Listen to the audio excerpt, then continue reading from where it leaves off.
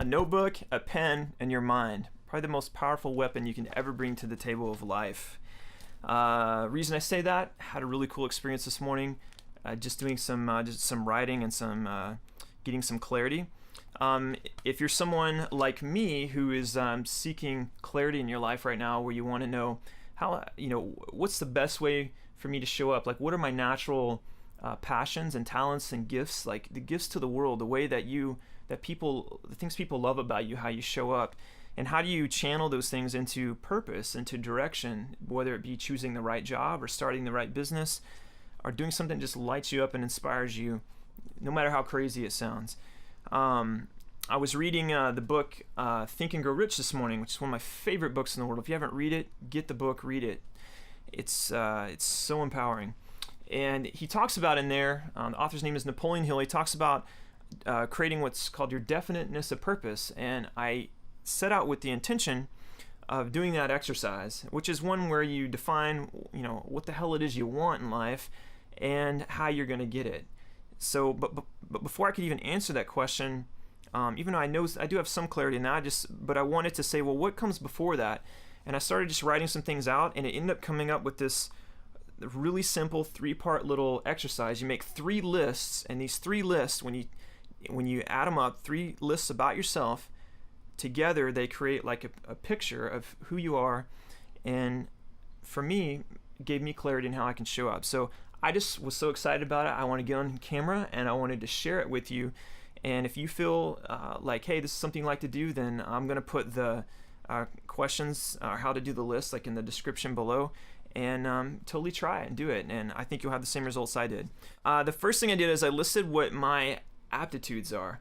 And aptitudes are going to be things that you're naturally good at. I mean, it's kind of like your inborn talents or gifts, whatever you might want to call them. You could be a good singer, good at math, whatever it might be.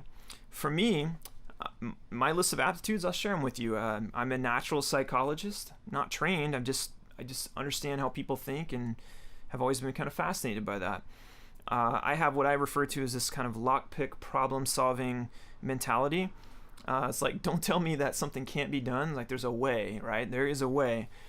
I tend to make difficult things seem simple for others. I can explain it to them in a way that they can see, understand, and then apply.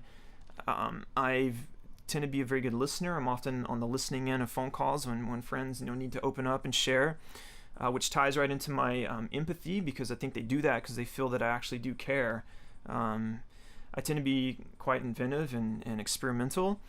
I'm a fast learner, and probably my biggest aptitudes and my strongest points is that I have a understanding of big picture concepts.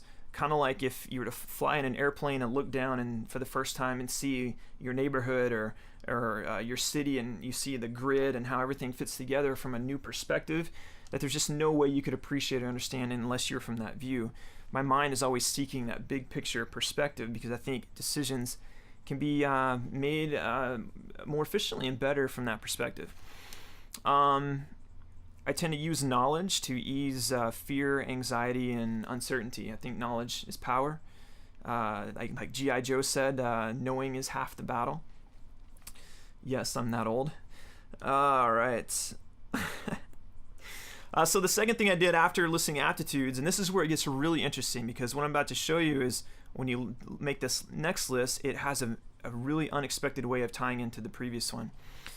So I listed what are called specialized knowledge, and so these are things that you have been trained in life, like maybe your job has taught you a certain skill set, or you've learned a sport, or you have a specific skill that I'll just list what some of mine are.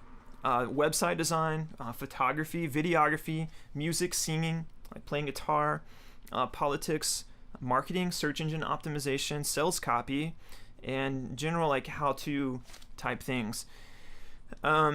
So here's what I found fascinating when I got to this part, because whenever you take your specialized knowledge, like a lot of times we focus on these skill sets and we think that that's what we offer to the world, and the reality is that it's not. And here's why. I realize that if I take something I like to do, like for example, let's say photography. Now photography is something that I don't do as a business, but I like to just do kind of to pleasure my, to enjoy for myself. And there's another aspect of it I like, which is actually teaching other people or showing them how to do it. There's something enjoyable about the process of showing someone how to get like maybe a really cool result. I even have a course I'm thinking about creating, teach people how to use mobile phones to take amazing photographs and edit them for free. So if I take any of my specialized knowledge, skill sets, what I realize is the way I show up to the world is through the filter of my aptitudes. I can take any one of these, like the photography, and realize that, hey, I can make difficult things seem simple for others to see, understand, and apply. That's why when it comes to photography, I have that aspect of enjoying the teaching aspect of it. You think it's difficult? It was hard to get this amazing photograph? No, it wasn't. Actually, let me show you a simple process for doing it that anyone can do. I love doing that.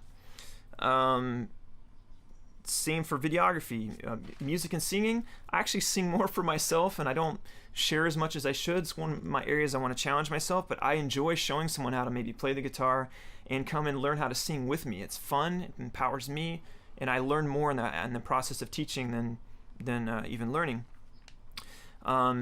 So marketing, for example, or building a website for a client, I go back to my aptitudes. That big picture mentality is where I will come in and look and say, hey, there's the big picture, and this is why you need to make certain decisions about your website. So my actual value to my client is not the fact that I'm building them a website, but that I have a big picture perspective that is positioning me as an expert, because I know how to avoid pitfalls and dangers and stop them from wasting money and all these benefits just because of that one aptitude I have, which is my big picture mentality. So that's something that specifically shows up in my business model. I've never made these connections here. So maybe they're obvious to you, but to me they weren't, and it was really cool to do this. So that's kind of what I want to share. I'm inviting you, if you want to try this. This is really cool. The third list I made was just a list of what my core philosophies in life are. And these philosophies are going to be your worldview, how you see the world, what you might call it your reality. And these are important because this determines a lot of things. So for me, I have a very strong sense of justice and liberty, which affects my political views. I never give up. I believe in a philosophy of never giving up. There's always a solution. Remember, I have that aptitude for that lock-picking mentality of there's always a way to get around it. Can get you in trouble if you're not careful. I tend to believe in having a balanced approach to everything. Having balance in things is important.